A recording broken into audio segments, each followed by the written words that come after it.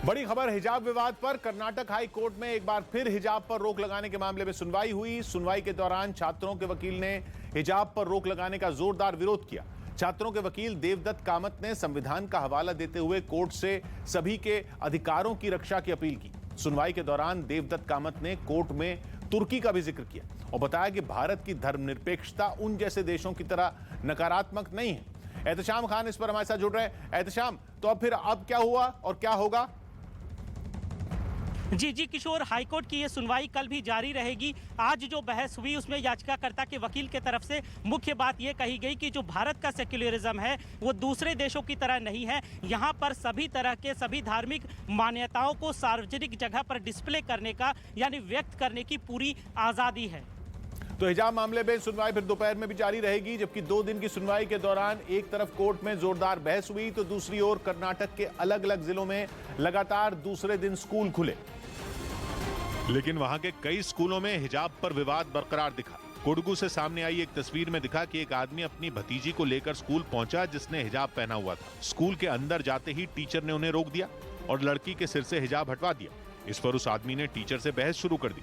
काफी देर तक बहस करने के बाद वो अपनी भतीजी को लेकर स्कूल से चला गया। इसके बाद हिजाब पहने कई और लड़कियां भी स्कूल से बाहर निकल गईं। उडुपी में तो कई महिलाएं एक स्कूल के बाहर पहुंची और उन्होंने आरोप लगाया कि हिजाब पहनी लड़कियों को स्कूल में दूसरे बच्चों से अलग बिठाया गया। अगर कोई रिलीजन नहीं शो अप करना है तो उन्हें भी कुमकुम नहीं डालना चाहिए ना।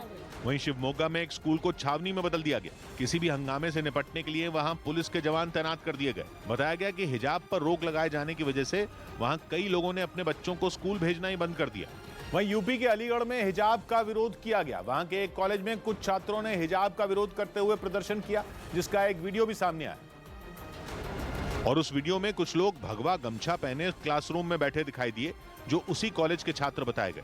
भगवा गमछा पहने इन लोगों ने सिर्फ क्लासरूम में ही नहीं बल्कि कॉलेज परिसर में भी प्रदर्शन किया और जमकर नारे लगाए। तुम हिजाब पहनकर आओगे, हम भगवा को लहराएंगे। विरोध कर रहे लोगों ने हिजाब पहनकर आने वालों के खिलाफ कॉलेज प्रशासन को एक लिखित शिकायत भी दी। उधर महाराष्ट्र के ठाणे में मुस्लिम लड़कियों ने हिजाब पहनकर फुटबॉल खेली, जिनका साथ हिंदू लड़कियों ने दिया जिन्होंने अपने गले में दुपट्टे पहन रखे थे, और उन सभी लड़कियों ने एक साथ मिलकर वहां फुटबॉल खेली। इन लड़कियों ने देश के कई हिस्सों में फैले हिजाब विवाद का विरोध किया। जो मुस्लिम समुदाय के लोग हैं वो काफी ज्यादा सामने आकर हिजाब के समर्थन में कई राज्यों में प्रोटेस्ट कर रहे हैं। हिजाब पहनकर फुटबॉल खेल रही लड़कियों ने उसे पहनने के लिए किसी भी तरह के दबाव से भी इनकार किया। इस बीच हिजाब पर सियासी घमासान भी जारी रहा। कांग्रेस ने देश भर में फैले हिजाब विवाद के लिए बीजेपी को जिम्मेदार ठहरा दिया और आरोप लगाया कि बीजेपी की वजह से देश में खाने और पहनने की आजादी पर रोक लग गई। किसी पे दबाव नहीं बनाया जा सकता। भारतीय जनता पार्टी के नेताओं ने ये नई नीति शुरू कर दी है। लेकिन केंद्रीय मंत्री मुख्तार अब्बास नकवी ने साफ किया कि देश संविधान से चलेगा, न कि फतवों से। कुछ इमोशनल एक्सप्लॉइटेशन या इमोशनल अत्याचार करने वाले लोग फतवे जारी कर रहे हैं। AIMIM अध्यक्ष असदुद्दीन ओवैसी तो हिजाब विवाद में आयरलैंड को खींच लाए। उन्होंने ट्वीट करते हुए आयरलैंड में हिजाब और पगड़ी से जुड़े 2019 में लिए गए एक फैसले का जिक्र किया और दावा किया कि उस वक्त मोदी सरकार ने उसे ऐतिहासिक बताया था। सौभाग्य की बात यह कि देश के कई हिस्सों में हिजाब पर मचा घमासान थम नहीं रहा। इसी बीच भारत ने इस्लामी देशों के संगठन OIC के हिजाब पर दिए बयान को खारिज करते हुए जोरदार पलटवार कर दिया।